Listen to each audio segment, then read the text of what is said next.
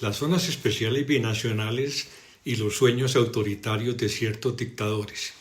Comienzo con una afirmación de perogrullo.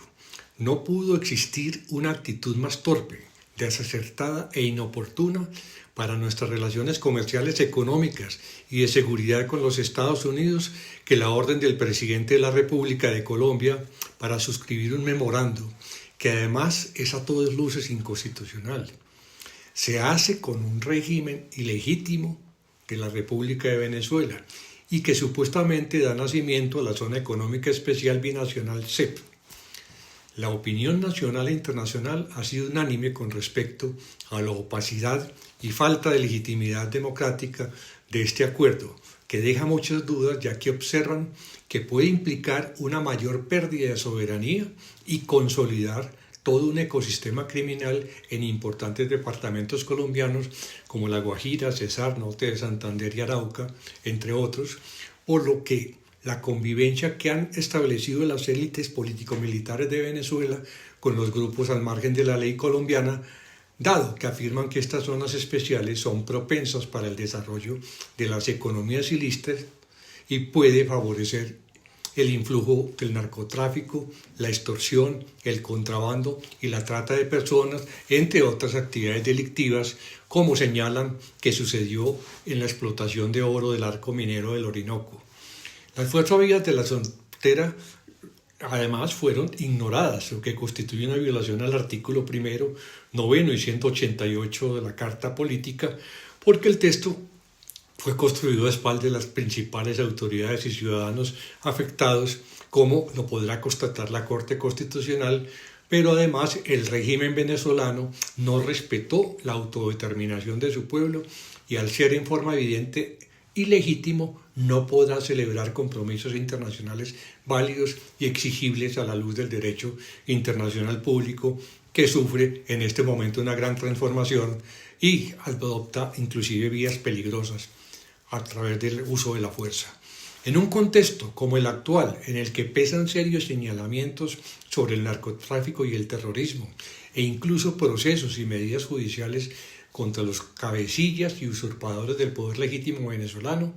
más parece una provocación contra los Estados Unidos en momentos que podemos ser objeto de retaliaciones arancelarias, de suspensión de la cooperación económica como consecuencia de una eventual desertificación para la que el actual gobierno ha dado todos los pasos que le eran posibles y de una extensión de las consecuencias del gran despliegue militar que los Estados Unidos ha efectuado mediante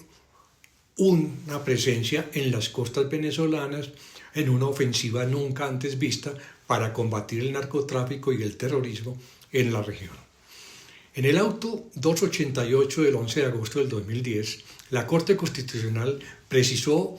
al referirse al caso del Acuerdo Complementario para la Cooperación y la Asistencia Técnica en Defensa y Seguridad, celebrado entre los Estados Unidos y la República de Colombia el 30 de octubre del 2009, en el aparte de conclusiones que la falta de ley aprobatoria de un acto que formalmente es un acuerdo simplificado, pero por su contenido comprende asuntos propios de un tratado solemne, impide a la Corte adelantar el examen de fondo del instrumento, aun cuando no la priva de la competencia para declarar dicho acto como ineficaz en el ordenamiento jurídico interno, precisamente por no haber sometido aún a las exigencias que la Constitución demanda. En consecuencia, ese mismo trámite debe ser adoptado para cualquier tratado internacional que pretenda celebrar Colombia, y el memorando que se elaboró sobre la Zona Económica Especial Binacional, CEP, con el régimen espurio de Venezuela, y donde el Supremo Director de las Relaciones Internacionales pretende, mediante un memorando bilateral, comprometer a Colombia en términos tan amplios, vagos e indeterminados como fortalecer la paz, el desarrollo económico, la integración cultural y, óigase bien, la solución de problemáticas históricas, no constituye una excepción a lo anterior y debe seguir el trámite constitucional establecido para ese efecto, razón por la cual la denominada Zona Económica Especial Binacional, CEP, no tiene ninguna validez de conformidad con la Carta Política de 1991. El máximo tribunal Constitucional en aquel entonces expresó con claridad. La Corte Constitucional, en desarrollo de los artículos 241 numeral 10, 150 numeral 16 de la Constitución, ha establecido en su jurisprudencia que contrarían la Constitución todos aquellos tratados celebrados sin el lleno de los requisitos del trámite interno, a saber, existencia de ley aprobatoria del tratado y análisis de constitucionalidad de esta y el tratado que contiene por parte de la Corte. La Corte Constitucional no desconoce que el presidente de la República es el supremo director de las relaciones internacionales y en consecuencia tiene la iniciativa de referéndum para elaborar los textos y lograr los acuerdos, pero de conformidad con la Carta Política será el Congreso de la República, en virtud del artículo 150 numeral 16 de la Constitución, como rama legislativa y de control político, al que le corresponderá aprobar e improbar los tratados que el gobierno nacional celebre con otros estados o con entidades de derecho internacional. La Corte Constitucional estableció en el auto 288 del 11 de agosto del 2010 un control unificado de constitucionalidad, tanto para los tratados como para los acuerdos simplificados, y señaló que tales asuntos mal podrían dejarse a la voluntad de una sola persona. Y con respecto a la aprobación de los tratados internacionales, señaló en forma expresa y contundente: la importancia del aval congresional para la validez de los tratados se explica porque si bien el presidente, en su calidad de jefe de Estado, es quien dirige las relaciones internacionales, es al Parlamento, como foro político y democrático por excelencia, a quien corresponde decidir cuál es el alcance y límite de las obligaciones que Colombia está dispuesta a asumir en el escenario internacional, como expresión de la soberanía que reside en el pueblo, pero es ejercida a través de sus representantes democráticos. Sobre el particular, la jurisprudencia ha destacado el vínculo inescindible entre los tratados y la soberanía, la seguridad y la existencia misma de la nación. En ese sentido, ha indicado lo siguiente: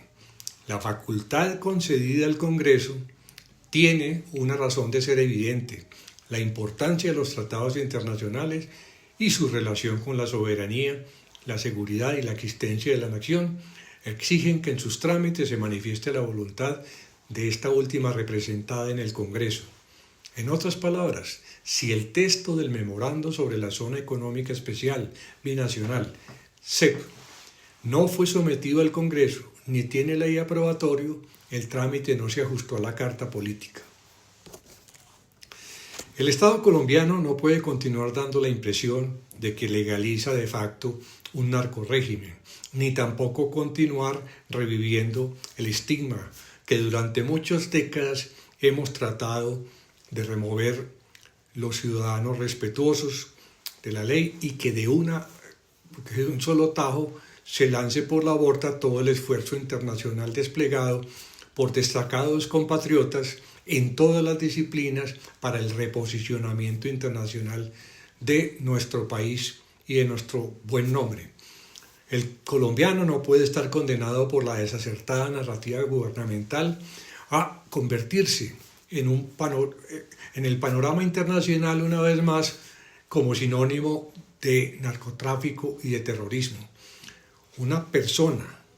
sola persona, así sea el director supremo de las relaciones internacionales, no puede ignorar el sacrificio de los jueces y magistrados y funcionarios y de los integrantes de las fuerzas militares y de policía, o de personalidades que como Enrique López Ultra o Luis Carlos Galán, que en favor de las generaciones futuras ofrendaron su vida en la lucha contra el narcotráfico y el terrorismo, ni colocar en riesgo la reputación nacional y los más caros intereses de los ciudadanos. No en vano el artículo 188 prescribe que el presidente de la República simboliza la unidad nacional y al jurar el cumplimiento de la Constitución y de las leyes se obliga a garantizar los derechos y libertades de todos los colombianos. Patrick Henry, una de las figuras más importantes de la Revolución Americana y del republicanismo, y que se hizo conocido y recordado por su célebre discurso del 23 de marzo de 1775 ante la Convención de Virginia, que tituló Denme libertad o denme muerte, señaló en aquel entonces: la Constitución no es un instrumento para que el gobierno controle al pueblo, es un instrumento para que el pueblo